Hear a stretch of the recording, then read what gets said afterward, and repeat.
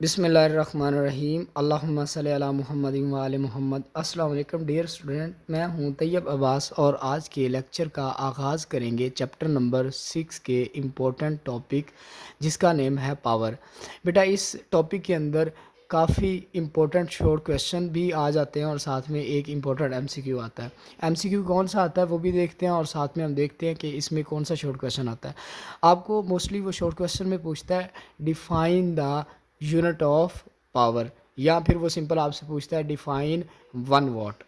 और फिर एक इम्पोर्टेंट एमसीक्यू आता है 1 horse power is equal to how many watts. तो बेटा याद रखिएगा 1 horse power is equal to 746 watt के इक्वल होता है। इस लेक्चर में हम जानेंगे कि हॉर्स पावर को हम हॉर्स पावर ही क्यों कहते हैं।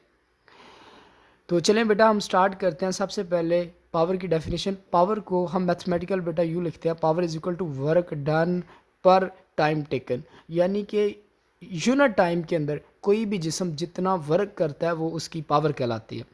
तो इसे यूँ भी लिख सकते हैं, power is equal to work over time. अगर आप इसके यूनिट की बात करें तो बेटा वर्क के यूनिट जॉल होते हैं और टाइम के सेकंड होते हैं। तो जॉल पर सेकंड इज़ इक्वल टू वाट।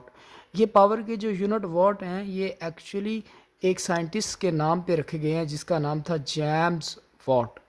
अब जेम्स वाट ने एक हॉर्स की पावर को 746 वाट के इक्वल क्यों कहा, तो इसकी थोड़ी सी बेटा बैकग्राउंड हिस्ट्री देखते हैं। तो सबसे पहले इसका थोड़ा सा इंट्रोडक्शन देखें। इन 1764 जेम्स वाट इन्वेंटेड आ हीट इंजन। 1764 के अंदर जेम्स वाट ने एक हीट इंजन ईजाद किया।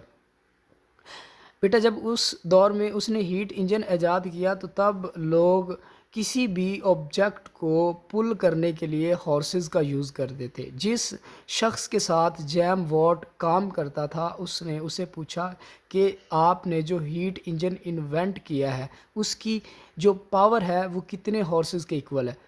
तो जेम्स वॉट ने कहा कि इस हीट इंजन की जो पावर है वो 5 हॉर्सेस के इक्वल है। तो सबसे पहले उसने एक हॉर्स की पावर को कैलकुलेट किया, फिर उसे 5 से मल्टीप्लाई किया तो यूँ उसके हीट इंजन की पावर आ गई। तो देखते हैं बेटा उसने एक हॉर्स की पावर को कैसे कैलकुलेट किया। उसने एक पुली के ऊपर से एक रस्सी को गुजारा और उस रस्सी के एक एंड पर एक ब्लॉक बांध दिया। उस ब्लॉक का मैस था 74.6 kg और दूसरा एंड उसने हॉर्स के साथ बांधा और उसने देखा कि वो हॉर्स एक सेकंड में इतना मैस यानी कि 74.6 kg एक सेकंड में 1 मीटर बुलंदी तक डिस्प्लेस करवाता है। तो यूँ उसने एक हॉर्स की पावर को कैलकुलेट किया। तो power is equal to work over time. और अब आप जानते हैं बेटा क्योंकि उसने वर्क किया तो वर्क बराबर होता है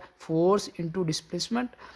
अब आप यहाँ पे लिखेंगे P is equal to F H. यहाँ पे H क्यों लिखा, क्योंकि बेटा वो मूव करवाता है ऊपर की तरफ तो उसका डिस्प्लेसमेंट ऊपर की तरफ होगा। तो यहाँ पे मैं D की बजाय H पुट करूँगा ओवर T। अब आप जानते हैं बेटा ये जो फोर्स है ना, ये फोर्स जो लग रही है घोड़े को, जो फोर्स लगानी पड़ रही है क्योंकि बेटा इस ब्लॉक को ज़मीन खींचती है नीचे की तरफ।